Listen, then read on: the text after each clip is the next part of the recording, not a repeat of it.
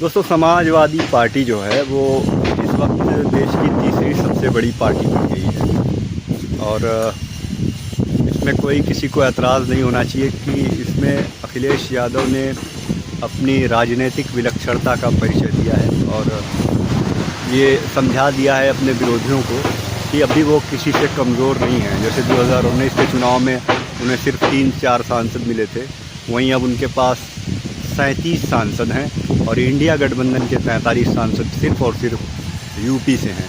तो इसकी वजह क्या थी, आइए थोड़ा सा इस पर चर्चा कर लेते हैं। सबसे पहली बात तो जो मुझे समझ में आ रही है वो ये कि अखिलेश यादव ने टिकट का जो बंटवारा किया था, टिकट जिस तरीके से बांटे गए थे वो काफ़ी अहम था। टिकट वितरण में सिर्फ 5 यादव को लिया गया था और 4 मुसलमानों को टिकट दिया गया।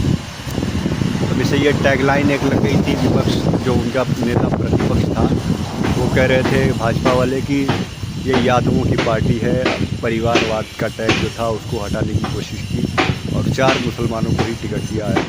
अयोध्या और मेरठ जैसी सामान्य सीटों पर एससी वर्ग के प्रत्याशी का चयन किया। कांग्रेस को मात्र 17 सीट मिली, जैसा कि तय था। यूपी में 17 सीट दी और कुछ 62 सीटों पर लड़े, क्योंकि 2019 में सपा 40 से भी कम सीटों पर लड़ पाई थी। इसकी वजह से उनके सिर्फ 3-4 से सांसद ही बन पाए थे।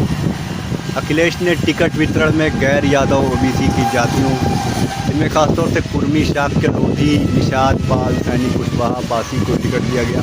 पहली बार कुर्मी और पासी वोट एक तरफा समाजवादी पार्टी को गया है। मिसाल के तौर पर बांदा में बीजेपी के कुर्मी उम्मीदवार को भी कुर्मी ने वोट नहीं दिया। यादव बेल्ट, मैनपुरी, फिरोजाबाद, आंवला, एटा, इटावा में सपा के साथ शाक्य वोट प्लस हो गया। अवध में कुर्मी, पासी और मौर्य सपा के साथ चले गए। लेकिन इसके बाद भी एक बड़ी वजह ये थी कि राहुल गांधी जो है वो एक चेहरा बन गए थे। यूपी में भी उनके नाम पर मुसलमानों ने घूम कर इंडिया गठबंधन को वोट दिया है। इसकी बदौलत समाजवादी पार्टी काम पर है। सुल्तानपुर, अम्बेडकर नगर, बस्ती, संत कबीरनगर, जौनपुर, मछली शहर, मिर्जापुर जैसी सीटों पर निषाद और बिंद वोट सपा की तरफ गया। सलेमपुर, बनिया और गाजीपुर में राजभर वोट सपा की तरफ गया, कहीं ज़्यादा और कहीं कम। हालांकि 2022 का जब विधानसभा चुनाव चल रहा था तो उसमें जब अखिलेश को करारी शिकस्त हुई, उसके बाद से अखिलेश यादव का सबसे ज़्यादा फोकस बूथ मैनेजमेंट पर हो गया। 2024 के चुनाव में पहली बार बूथ और वोटर लिस्ट पर सपा का मैनेजमेंट दिखा। इसके लिए अखिलेश यादव ने बाकायदा ट्रेनिंग कैंप का आयोजन भी किया था, जिसमें कार्यकर्ताओं को बताया जाता कि उन्हें बूथ पर किस तरीके से काम करना है। बूथ स्तर पर अखिलेश ने पेपर लीक और आवारा पशुओं का मुद्दा भी ज़बरदस्त तरीके से उठाया और कभी भी मुख्यमंत्री योगी आदित्यनाथ और प्रधानमंत्री मोदी पर वार नहीं किया। डायरेक्टली हमला नहीं किया, इनडायरेक्टली वो अवामी